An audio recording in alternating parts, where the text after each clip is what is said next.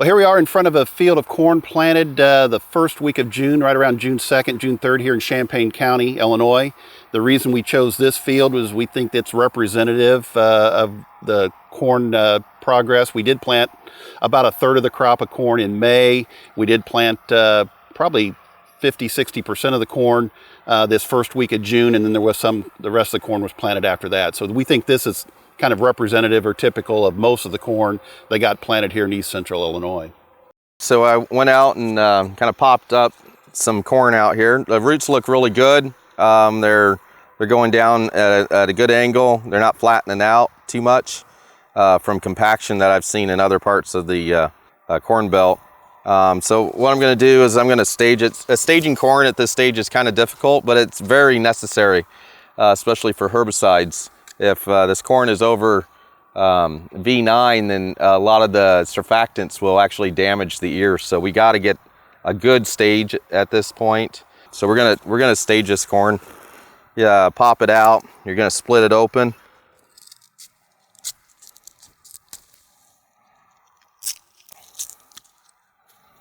All right. So what we can see here is that all four, the four earliest nodes are compressed down into the base of the corn plant.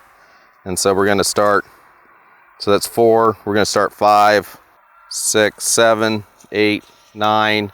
And what we want to do is we want to look for these collars, the line that denotes the collar. That was 9, 10, just starting on 11. And as we can see early on in this corn's life cycle, around that V6 area, it got some hail damage. And so we want to really watch a lot of this corn for disease. That hail damage can introduce disease, especially on the lower leaves. That will just start climbing up. So we want to definitely keep an eye on disease for this crop.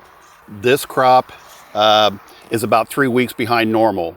We've got about 20% of our corn that's starting to silk, starting to tassel.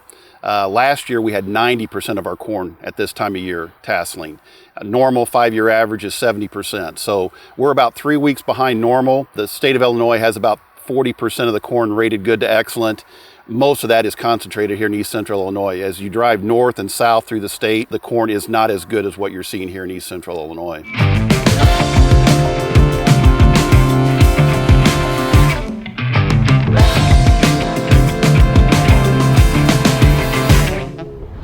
Well, now we're in a bean field here in Champaign County.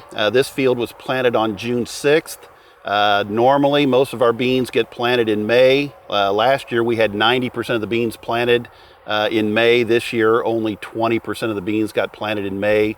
That means 70% of the beans got planted the first 2 weeks of June, and the last 10% got planted in the last half of June. Yeah, so these beans actually look really good for being late planted. Let me just pop a couple out here. We've got a nice taproot going straight down. It kind of broke off a little bit when I was going. So we got 1, 2, 3, 4, 5, 6. We're at V6, but I see 1 bloom coming out here. So that would actually put us into R1. Everything's looking really nice.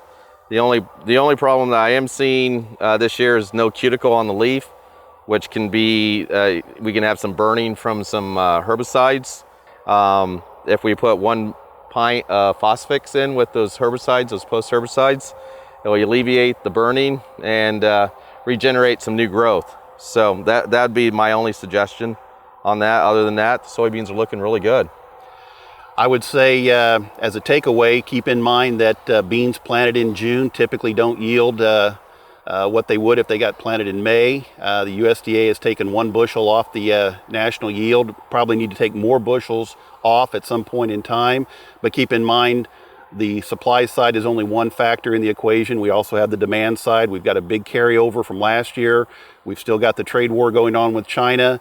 South America is planting more beans to take advantage of the problems we're having with China. So even though the bean yield may be down, in fact probably will be down, that's not the only factor. So when it comes to determining a marketing plan, make sure you stay in touch with your Anderson's Grain account representative to formulate a marketing plan that works, that takes all this into account.